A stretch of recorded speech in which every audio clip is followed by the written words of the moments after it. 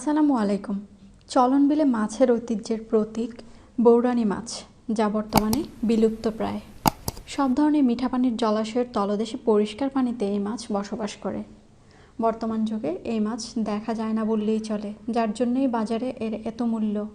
বর্ষাকালে তাও হালকা পাতলা একটু পাওয়া যায়। প্রায় 1400 টাকা কেজি আমি এই মাছ কিনেছি। এই মাছ খেতে খুবই সুস্বাদু এবং পুষ্টিগুণে ভরপুর। যেহেতু এই মাছ আকারে ছোট থাকে, তাই চোখের জন্য ভালো। দেখুন, এই মাছের দুই ধরনের দাগ থাকে, একটা হলুদ আর কালো। ডোরা ডোরা দাগ কাটা থাকে। সাইজও খুব বেশি না, 11 সেন্টিমিটার থেকে 18 সেন্টিমিটার হয়ে থাকে। এই মাছের গায়ে তেমন কোনো আঁশ থাকে না, পিচ্ছিল একটা ভাব থাকে। মাছ পরিষ্কার করা খুব সহজ। সামান্য লবণ দিয়ে ডলে কুচলে ধুয়ে জাস্ট পেট পরিষ্কার করে নিলেই হয়ে যায়। চাইলে আপনারা মাথা ফেলে দিতে পারেন, আমি মাথাটা রেখেছি। এই মাছ দিয়ে এবার মাল্টি কালার সবজি দিয়ে রান্না করব। প্রথমে একটি ফ্রাই প্যানে পরিমাণ মতো তেল নিয়ে নিচ্ছি। তেল গরম হয়ে আসলে এর মধ্যে পেঁয়াজ চপ দিয়ে দিব। এখানে প্রায় একটা মিডিয়াম সাইজের পেঁয়াজ চপ করে দিয়ে দিলাম। হালকা একটু ভাজা হয়ে আসলে এর মধ্যে হাফ চা চামচের একটু বেশি রসুন বাটা অ্যাড করে দিব। রসুনটাকে একটু ভেজে নেব যেন রসুনের কাঁচা গন্ধটা চলে যায়। এবার 1 কাপ পরিমাণ পানি অ্যাড করে দিচ্ছি। এর মধ্যে স্বাদ মতো লবণ দিয়ে দিচ্ছি, হাফ চা চামচ মরিচের গুঁড়া, হাফ চা চামচের একটু কম হলুদ গুঁড়া, হাফ চা চামচ ধনিয়া গুঁড়া দিয়ে নেড়ে চেড়ে মশলাটা একটু কষিয়ে নেব। এবার এর মধ্যে ছোট্ট একটা আলু কিউব কাট করে কেটে নিয়েছি। যেহেতু এখানে পেঁয়াজগুলো চপ করে দিয়েছি, সেই ক্ষেত্রে সবগুলা উপকরণই ছোট ছোট করে কেটে দেওয়ার চেষ্টা করব।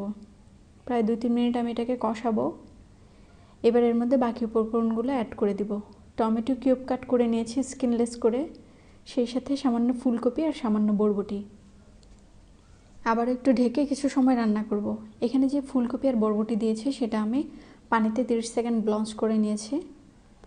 মানে ফুটন্ত গরম পানিতে সামান্য লবণ দিয়ে ফুলকপি আর বরবটি দিয়ে সেটাকে 30 সেকেন্ড রেখে তুলে ছেঁকে নিয়েছি।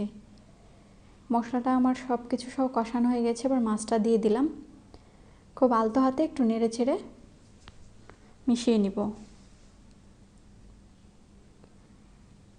এই মাছটাকে খুব বেশি নাড়াচাড়া করা যাবে না, মিডিয়াম লো হিটে রান্না করব।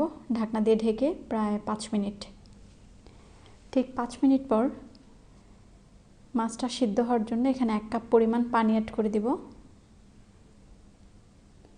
খুব বেশি পানির প্রয়োজন হবে না, সম্পূর্ণ রান্নাটাই আমি মিডিয়াম লো হিটে করব। আবারও ঢাকনা দিয়ে প্রায় 5-6 মিনিট রান্না করব। ঠিক 5-6 মিনিট পর আমি ঢাকনা তুলে একটু নাড়াচাড়া দিয়ে নিচ্ছি। এই ফাঁকে একবার লবণটা চেক করে নেব, প্রয়োজন হলে একটু অ্যাড করে দিব। সবশেষে এখানে কাঁচামরিচ ফালি অ্যাড করে দিচ্ছি 2টা। কিছু পরিমাণ ধনিয়া পাতা কুচি দিয়ে দিব। এবার প্রায় 2 মিনিট এটাকে রান্না করব। এটাকে আর নাড়াচাড়া দেব না, সামান্য একটু দুলিয়ে দিব। ছোট মাছ যেহেতু যতটা কম নাড়াচাড়া করা যায়। এই মাছে কাটার পরিমাণও খুব কম থাকে, মাঝখানে শুধু একটা কাটা, যার জন্য ছোট বড় সবাই খেতে পারে। ভিডিওটি ভালো লাগলে লাইক দিবেন, শেয়ার করবেন। আল্লাহ।